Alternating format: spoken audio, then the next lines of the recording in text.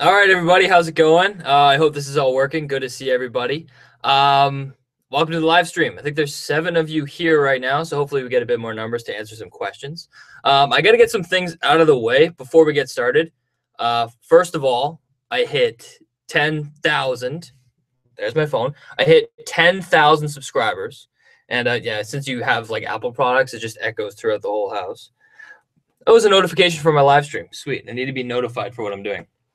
But anyways, we hit 10,000 subscribers. So I want to thank everybody so much for hitting that subscribe button, for commenting down below, and just for showing your support. I absolutely love it. And especially all of you guys in the chat. I love all of your support. And yeah, also, before we get started, back there, we're going to have a really nice background next episode, I think, because my girlfriend actually made me a BuzzTox cake to celebrate 10,000, as well as a couple posters. So I got a BuzzTox poster, and I also got a couple Game of Thrones posters, including the map of Essos and Westeros, which is pretty exciting. So again, thank you. I actually jotted down a couple things that I wanted to address before I answered some questions, just because I have some thoughts I kind of wanted to get off my chest. First of all, this actually came from somebody in the comment section that I just read before I came on this live stream. Somebody called Anne May. So thank you so much for this comment. In my video, I talked about the Queen's Justice. So that's the title for the next episode of Game of Thrones. And she said something very simple. What if the Queen's Justice also applies to Sansa? And I got to say, that makes a lot of sense. So I'm getting notified that I'm lagging out. Is everybody else okay? Are you guys getting lagged out? Just let me know in the chat. Is everything all right? I hope everything's good, but I'm just going to keep talking anyway. So, yeah, Queen's Justice. As I was saying, Daenerys, first of all, her Queen's Justice is going to be pretty much dealing with Jon, which I think is going to be fascinating. And that's why I'm so excited for next episode. Like, next episode, I'm counting on it being in my top 5. Like, I think it's going to be an amazing episode. And I think what's going to be the best about it is that it's pretty much everyone's favorite character. It's either Jon or Daenerys. And we're going to see these characters come together. And I don't think they're going to immediately get along. And I think the primary conflict is going to be between the allegiance or the alliance that they're having. Daenerys summoned Jon there to bend the knee. And we hear in the trailer, Daenerys even says, I was born to rule the 7 kingdoms, and I will. And I honestly think that's pulled from the conversation she's having with Jon. Because Sansa warned him. She wants to rule the 7 kingdoms, and she won't stop until she gets all of the 7. The North is one of the 7. And Jon will refuse to bend the knee. And then Daenerys is going to be like, well, we got a problem here because I came here to rule the 7 kingdoms, and I will rule all 7. And Jon's going to be like, well, sorry. And it's going to be this whole thing. And I think it'll be a really great episode. And I think we're going to get some conflict between our 2 favorite characters. Another thing I want to talk about really quickly is point of view characters. We obviously follow a lot of different characters throughout Game of Thrones. But I was just wondering, so we saw the Brotherhood in the first episode, so we know that the Hound is kind of a point of view character, and he's bringing us along with Thoros Amir and Beric Dondarrion. But I was wondering, Jon sends Tormund to Eastwatch by the Sea, and he's going alone. He's not going with any characters that we know. So let me know in the comments, do you think that Tormund will become a point of view character? Because I'd really be bummed out if we don't see Tormund until like episode 6 when he's at Eastwatch by the Sea. And the reason we would see him is because, you know, Jon and all these different characters are there also, because that's like the point of interest. So let me know if you think that they're going to follow Tormund throughout this season as a point of view character. I think he's earned it. I personally think he's earned it. I would love to see Tormund as a primary character, kind of like Sam. But we will see. We have 68 people now in the chat. So what's going on, everybody? Good to see everybody. Let me just check if I mentioned everything that I want to talk about. I think I mentioned everything. Now I got to do a little bit more housekeeping. So instead, I'm not going to address the chat immediately because you guys need to look out for the comment sections in my prediction videos for the next episode. In my preview video that recently came out about episode 3, I said, hey, I'm live streaming at this time, and some people left some questions, or one person left a question. I believe it was Dragonheart 6 something. I don't totally remember your name, but she left 5 questions, and they were really good questions. So I want to get through them right now and answer them for you guys, and then I'll go through the chat and I'll talk to you guys and I'll communicate with you guys. But I really wanted to answer these questions. Okay. So first question: will Theon join John? Whoa. Okay. Let me read it first. Will Theon join Jon's team on their mission to the wall, beyond the wall, in order to regain Jon's trust? Or will Jon help Theon attempt to rescue Yara or kill Euron? I'd love to hear what you guys think about what will happen to Theon later in the show, because he was just left like stranded, right?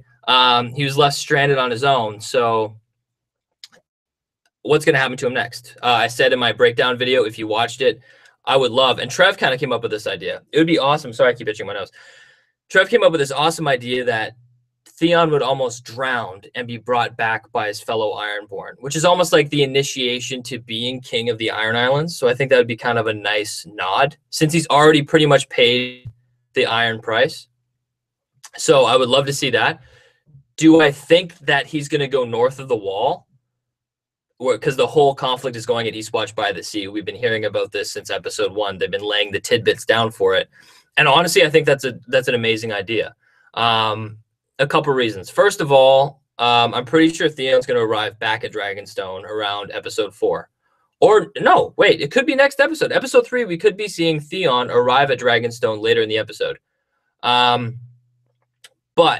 the reason why I think it would be so great for him to go north is because what else are you going to use him for? He can't just stand around. And I know that he was raised in Winterfell, but maybe he has some ability in commanding ships. Or maybe, maybe he has to step up to the plate and be like the next Ironborn. He has to take Yara's place. So who would be a better person to escort Jon and his group of men to go to Eastwatch than Theon? So I think he'd be the perfect escort. But I don't know if you want somebody up north of the wall who has severe PTSD, who hasn't seen the dead yet. So, if Theon could get any worse, he would get worse going north of the wall and seeing the White Walkers and the Whites. So that's how I feel about that. Will Jon help Theon rescue Yara and kill Euron? No, I don't think so. I think Yara is screwed, to be honest. I think she's dead. I think Cersei, she's not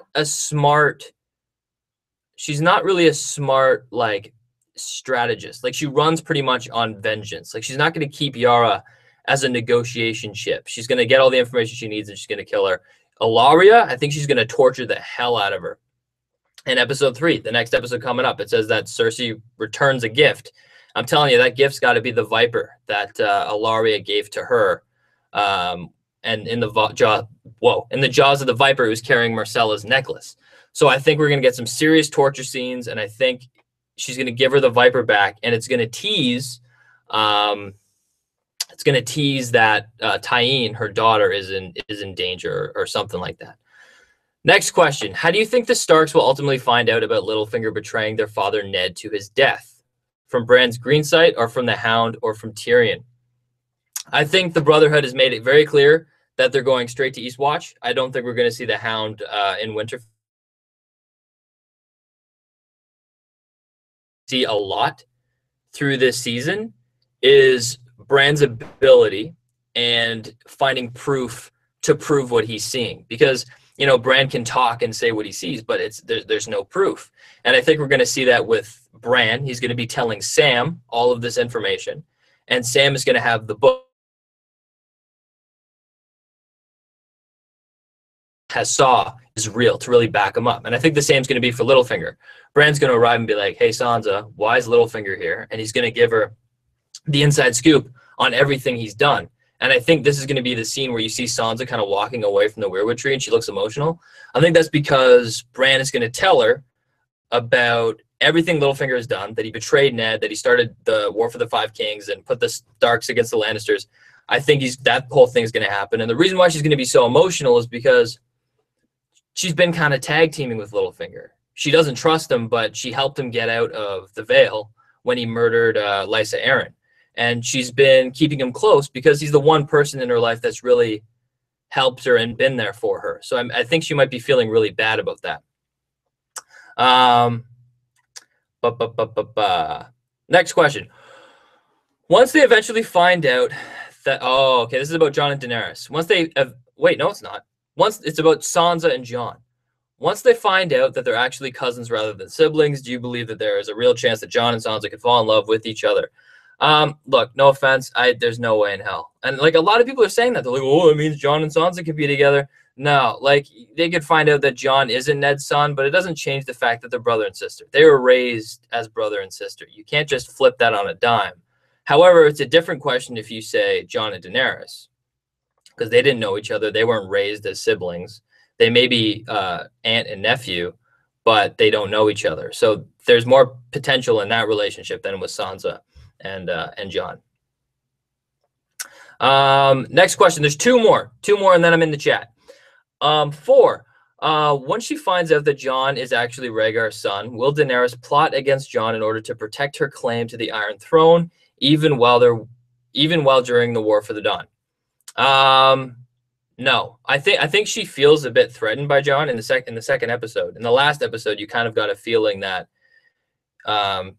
she could almost be somewhat threatened by Jon because he's done a lot and he doesn't give a shit. Like, and that's why the next interaction in the next episode between Jon and Daenerys is going to be so huge, because she's a character that dominates anybody. If you have a conversation with Daenerys, she will lay you out. She takes the dominant role, but I think in this interaction with Jon, she won't be able to take that dominant role, and neither will Jon. It'll be like a mutual discussion that neither one of them can get the upper hand because they're both trying to be strong.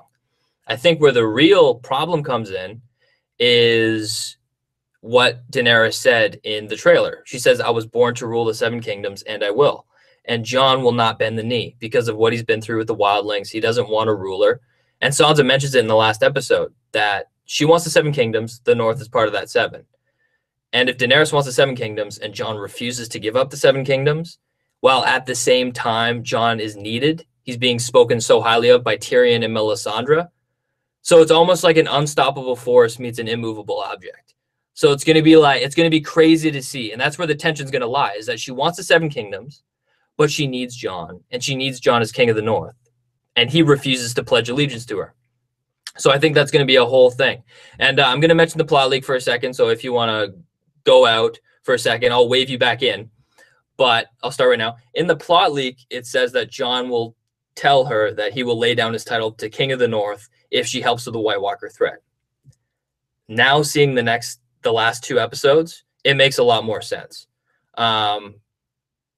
Because that's all Daenerys wants. She needs Jon to willingly lay down his title as King of the North because she doesn't want to fight him and she wants the 7 kingdoms. And as long as Jon is King of the North, it will not be a part of the 7. Number 5, the last question. Will we see all 4 Stark siblings, Jon, Sansa, Bran, and Arya, reunite in season 7 finale? No, I'm sorry. We will see Bran, Arya, and Sansa. So we'll see the real Stark children, I think. Bran is going to be their next episode. I'm like 100% he's their next episode. We skipped an episode 2. So he's been traveling that time. We're going to see him here. And even in the preview, we see the scene where Sansa's walking away and we see Bran in the background. I think Jon's going to be south. And I think there's so much we don't know about the finale, and something's going to happen that's going to be like a mic drop. Either the wall falls down or something happens. And Jon, I would love it if Jon and Daenerys and all of them were so far removed from Winterfell that it was almost set up that Jon would have to go and rescue them or something like that. If we get Jon will see the other Stark kids next season, hopefully. But that's it for the questions. Let me go to the chat. Let's have a look here. Let me just check my phone. We're good to go. All right. So I'm just going to quickly go through. I'm going to be really late on this chat. I'm going to read it top to bottom. I'll do it really fast. Swear to God. Zim137, what's up, buddy? I still remember you were the first guy who showed up a couple episodes ago. Thailand Stag, $5. Thank you so much. Thank you so much, buddy. And this may seem kind of weird, but maybe I shouldn't be saying this, but I don't care. I don't know where the donation money goes. Like, I'm so appreciative that you guys give me money. It's unbelievable. But I don't know where does that money go? I honestly have no idea. Does it add on to my my check? I honestly don't know. So I don't want to make you nervous, Stag, that if I get your money or not. I'm sure I will. I'm just telling you I don't know how. But I really appreciate it. I really appreciate it. Yeah, Q&A with BuzzTox time. You're damn right. Chuck Sorgi, hi everybody. I'm in my science guy's voice. I don't know what that means. Cool, man. I love The Simpsons too. BuzzTox can't go 2 seconds without hitting us with a boot. Is it really that bad? Do I seem that Canadian? That's really crazy. Everyone always feels like they don't have an accent, and then there's people in the chat or in the comment section down below saying like, I can tell that you're Canadian because of the way you say a boot. I swear to God, I say about like a normal person. And yeah, I don't know. I feel like I talk normal, but I don't know. They were able to pinpoint my accent. Whoever mentioned it in the comments. So like you're Eastern whatever, and they got it. So it was crazy. Nature Girl, BuzzTox, did you notice the Tarley's name, or the Tarleys came prepared in case Cersei tried another red wedding? And oh, that's a really good point. I love that. Yeah, when Randall Tarley showed up with all of his men, they were all wearing armor, almost like they were prepared just in case to fight, which does make a lot of sense. And I really like what they're doing with Randall Tarley. They're not playing him off as a typical bad guy like they are with Euron. They're giving him a certain set of morals. You know, he doesn't want to betray Olenna because of the vow he made, because he's very honorable. But at the same time, it is in his best interest to sack it and kick her out. Because from his point of view, like the Dothraki and all these foreign invaders, like they've never been brought to Westeros before. So like we may know Daenerys and we may think like, oh, it's awesome, she's awesome, whatever. But to everyone else, it's like, holy shit, like everyone's scared, and she's kind of disturbing their way of life. So it kind of makes sense that he would side with the Lannisters.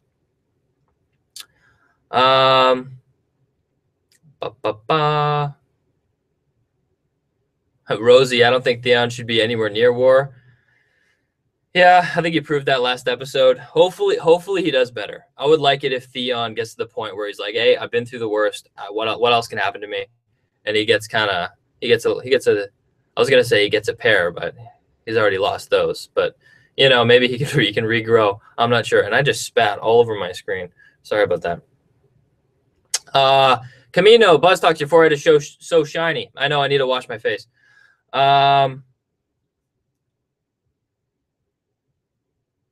Infinity 8, who gives a shit how you talk? Keep it coming, BuzzTox. Oh, thanks, man.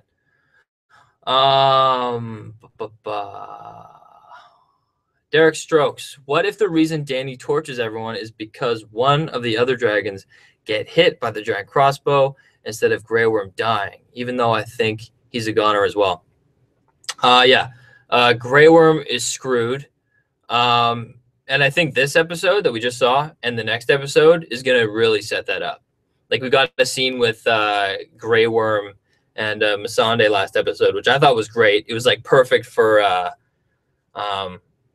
it was like a relationship that was going on for so long, and his little speech I thought was awesome. And it's character development. It's really strong character development. And then next episode, they're going to implement Tyrion's plan for Casterly Rock, and they're going to sack it. And that's Grey Worm carrying that whole scene. They always follow a particular point of view character. That's going to follow Grey Worm. So we're going to see some really strong character development with Grey Worm, hopefully as a setup for his death. I think he's screwed in episode 4. And that's the whole thing. To me, it makes perfect sense, because I don't know what would push Daenerys to burn so many people. I think she's going to go all out, burn everyone alive, and she's going to totally forget what Tyrion was counseling her to do, and she's going to live up to her reputation. And that's going to help Cersei out with the war effort. It's going to help put everyone else against Daenerys because she's a foreign invader. The dragon idea, it does make a lot of sense. If you introduce a weapon like that, it's something that you don't just introduce and not use it. So I feel like they have to use it, right? But it seems so strange because in the fight scenes, like if you look at the trailers, we only see Drogon. So I don't know if she goes with just Drogon to help fight, and then Jon is alone at Dragonstone with a couple of dragons. I think that would be pretty sweet. Maybe Drogon gets hit, but that crossbow seemed like a guaranteed hit. Maybe he gets hit in the leg or something. I don't know, and that would piss her off. I'm not sure, but it seems like such a, I don't know. You can argue like it went through Balerion's eye, but you could argue it's old, it's decayed bone. It would totally go through that. And Drogon has scales and all that shit. So if it hits Drogon, it probably won't kill him. It might just like injure him. So that might be something to push her further.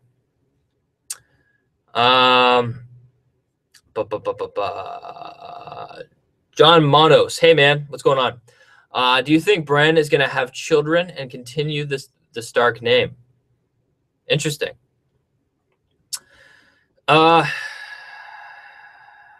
This is like just total fan fiction. I don't know. Bran. No, I think Bran's just going to live in a tree. I think he's just going to be the watchful eye of Westeros and Essos. And like I talked about this in season 6. And like I could be totally wrong because I'm not totally up to date on all the Thrones lore, but like they've proven that Game of Thrones, obviously it has magical elements, but it's grounded in a semi-reality. Like I know there's a guy under a tree and I know that there's religion, but it is grounded in a semi-reality. And what I mean by that is that like they made it very clear that when you die, there's nothing. It's just black. Well, it's not even black. It's nothing. So who does Melisandre follow? Why does a god end up resurrecting somebody? Like, they haven't explained that, but I think it'd be really cool if the three-eyed raven takes the role of all religions. Like everyone has a different, like even in our world, everyone has a different religion to perceive history. And I think it'd be great I think it'd be really cool if everyone based this religion, like the Faith of the Seven, the Red God, all this stuff was actually based off the three-eyed raven. And he was under the tree doing his work. I think that would be very cool if that kind of came to like fruition. But yeah, I would love that. Jody, man, the shot of the Hound in the dragon pit, is it possible that he was killed up north and came out of that crate as a white? There's no way. I don't know. If you see in the trailer, he's holding a sword. Like it's pretty noticeable that he's attacking something. But not only that, they've set him up as a character with purpose. So I don't think his purpose is to go up there and become a white and come back. I think the Hound he has to do a lot more than that. And that's what I love about the show is we have 2 more seasons left, and we're really going to see what everyone's purpose and role was in the Long Night. Like Beric Dondarrion, like we don't know what his purpose is. If he dies this season, maybe his purpose was to die and to give somebody else life again. Or something like that. I remember back in like season 5, I was predicting with the Hound, like what's the Hound's purpose? And first of all, I thought it was Arya.